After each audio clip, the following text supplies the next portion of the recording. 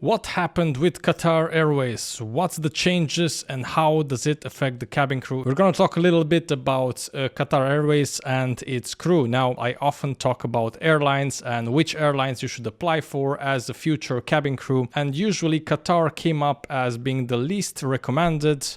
That's because they were always a bit strict when it comes to all those rules and regulations for its workforce. And in recent times, that changed a little bit. One recent change is that Qatar Airways has a new CEO, Mr. Badr Mohammed Al Mir, and the previous CEO, the famous Al Bakr, is no longer part of the airline as far as I know, or at least he's not the CEO anymore.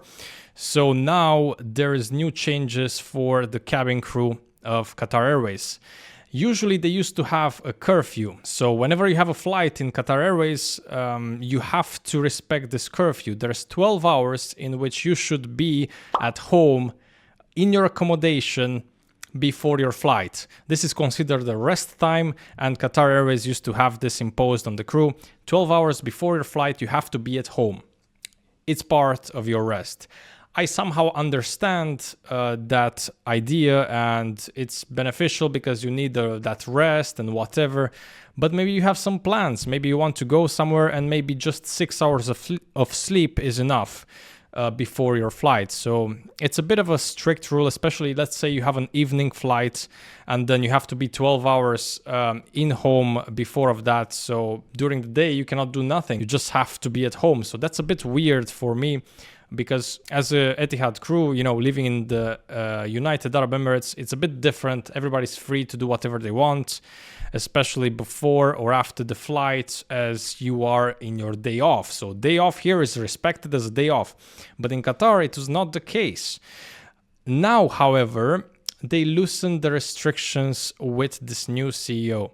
So that 12-hour curfew that I was talking about, it became a 9-hour curfew. Now, it's still a lot and you're still basically not free before your flight, but it's an improvement, and any improvement is good, especially for the people that are craving for a cabin crew job, and Qatar may be one of those airlines that they aspire to become a crew for.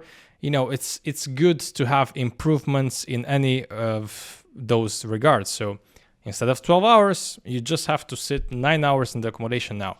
Also, there is another curfew between 4 a.m. and 7 a.m. You have to be in your accommodation during your days off and during your leave. That has been removed. So now crew, they don't have to be in their own accommodation during this time. They can be outside, they can do whatever they want. So that's a good thing.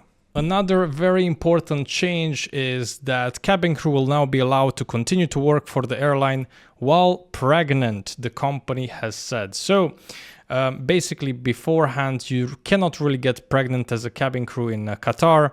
They're really strict about it because obviously you have to stay on ground if you get pregnant, right? Even if you have a husband. So that may be resulting in a termination back then.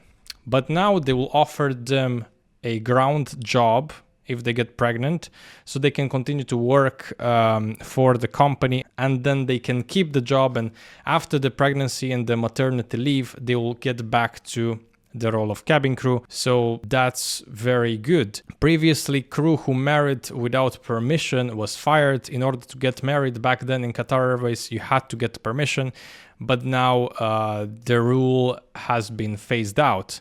So another positive thing for Qatar Airways. What does all of this thing mean? Well, finally, if you apply for Qatar Airways and you succeed to this interview, you become part of the crew. Now there's less restrictions. You can have a family life, right? You can get married, get pregnant as a woman and all of that stuff. Also, the curfew is less restrictive, so kind of it gets closer to the likes of Etihad and Emirates. Not still there. There's still a bit more restrictions in comparison, but it gets pretty close. So yeah, very good changes. It seems like the new CEO has a sort of a progressive view on the world, and he wants to have a good workplace for cabin crew pilots and all the employees of that airline. And what does that actually mean? That means much better retention, job retention. That means cabin crew will not resign as much.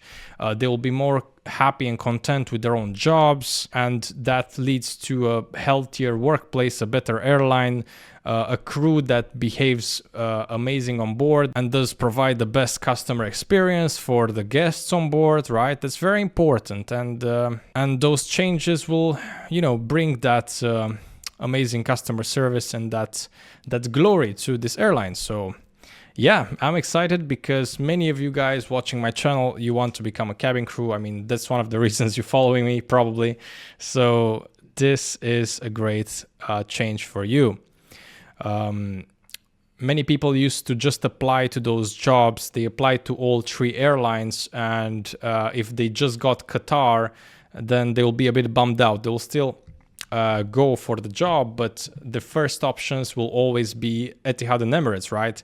But not anymore. I think Qatar is approaching that level. It's approaching that line. It's going to be on par with Emirates and Etihad as a lifestyle and an airline that you're proud to be working for. So great news overall. Let's see how it will continue to be in the future. The previous boss of Qatar, Al Bakr, was quite strict, but nowadays things are getting a bit more relaxed with the new CEO and, all of this new changes.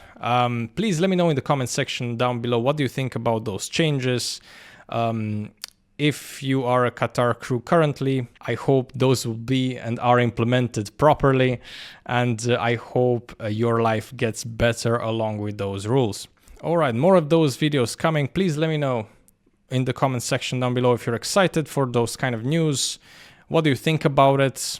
And leave a comment, like, subscribe if you're not subscribed yet. And until next time, ladies and gents, see you guys on the next one. Bye bye.